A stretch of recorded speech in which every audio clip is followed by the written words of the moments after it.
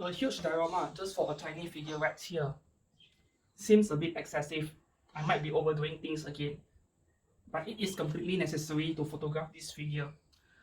Anyway, in today's video, I'm going to show you guys a bit on the lighting setup for this diorama right here in order to create a night scene that looks like this photo. So let's get started and we'll begin with the introductions.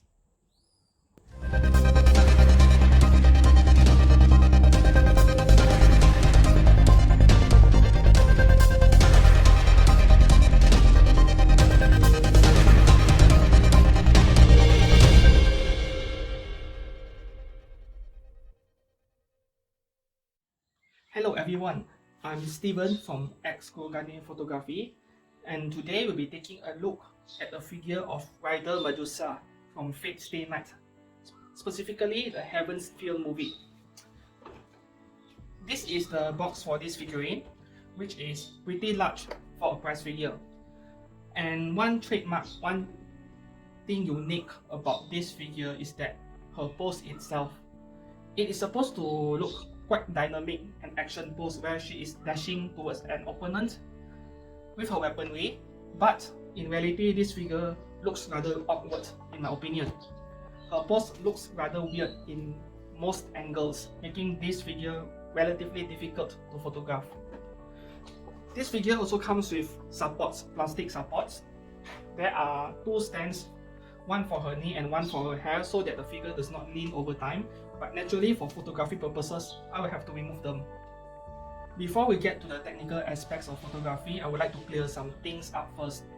The first question is that how do I make the figure stand without her base?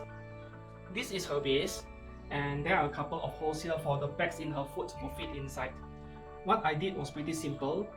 I designed a manhole cover or a train cover, the round one which you usually see in the middle of a road, and I designed two holes in it with the same exact dimensions as her foot peg. Then I can plug the figure into the manhole cover, and the manhole cover is permanently glued on the flooring, which is just polyfoam backed by styrofoam.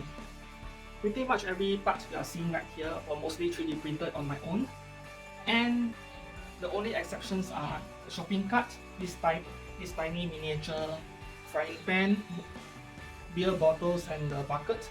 It came from the dollhouse miniatures. Like, you know, if you purchase furniture for Barbie dolls, there are bootleg or third-party furniture out there which you can make use of and just repaint them and use them for photography, such as dioramas in this case.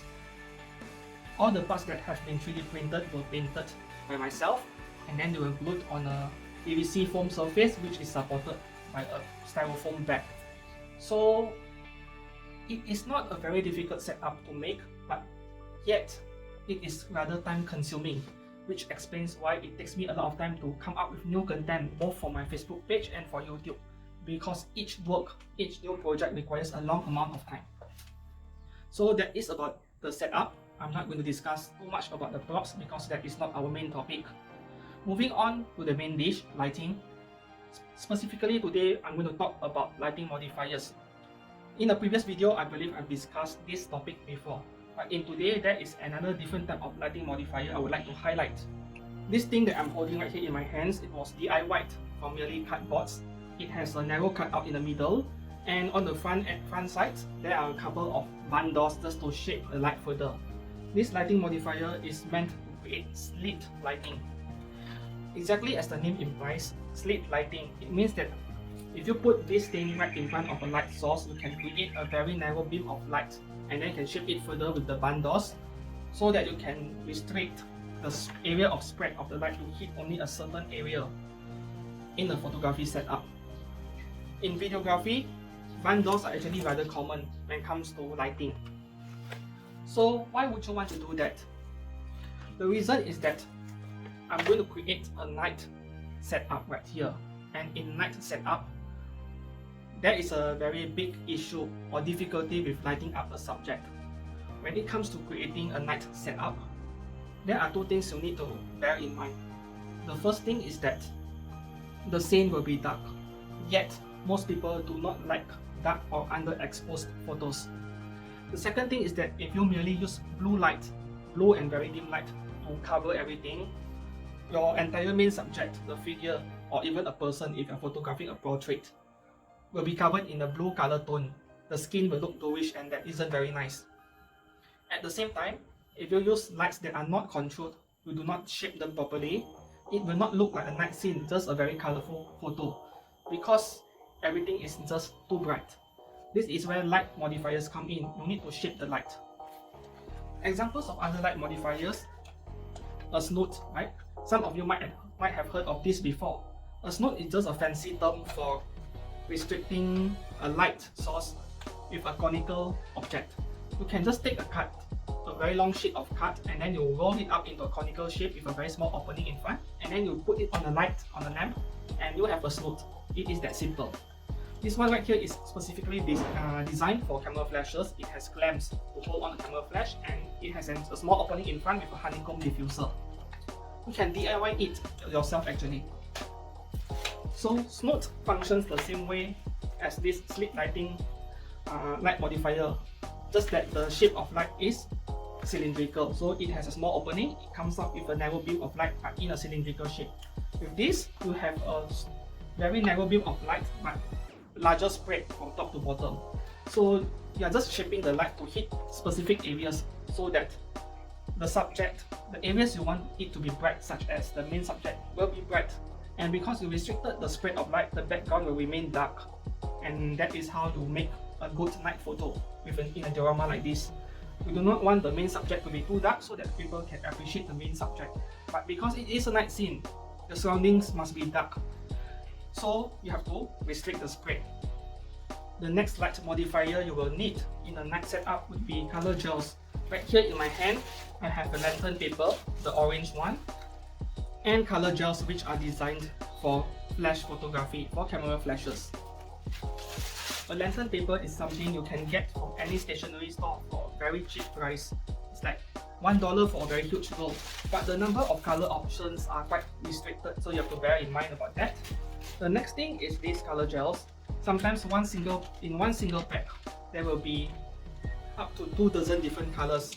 For the blues alone, sometimes you have 2 or 3 different kinds of blues, and then for each color shade, red, yellow, orange and so on, there are many different shades. So you can consider buying these because these are also very affordable actually. I bought 2 packs of these just in case. So when it comes to color gels, you can even stack them to produce a mix of 2 or 3 different colors. So I would recommend using color gels if you can. I would add color gels on 2 light sources in this setup. There are a total of 4 lights being used in this diorama setup when I photograph them to create a night scene. So there will be one light from the front that hits the figure's face, that is the key light. A second fill light will be placed on the side over here, and that fill light will have a blue color filter, so just to give a slight blue tone on the scene but without affecting the figure too much. The third light will be behind there in the corridor. If you look at the setup from the top, there is a narrow opening in the back of the setup as if there is a corridor. That is where I place the third light, and it is called a backlight. For that backlight, I applied 2 color gels. I stacked a blue one on top of a green one to create a different blue tone so that I can add more colors to the scene. And then the fourth light will be this street lamp right here. So this street lamp right here, the entire housing and the front cover, they were all 3D printed. It is my own original design, and within the housing, it is completely hollow on the inside so that I can insert a couple of LED lights and allow the wiring to run through and exit from the back side of the wall. Under this cover, front cover, I even applied a layer of tissue paper as a diffuser because LED lights can be very bright. This setup right here is based off the first Fate Stay Night Heaven's film movie, Presage Flower, which aired way back in year 2017, where Rider had her first encounter against Saber in the dark back alley. This is a close replica of that dark back alley, though I've made some changes just to make the scene look more detailed, yet easy to photograph at the same time.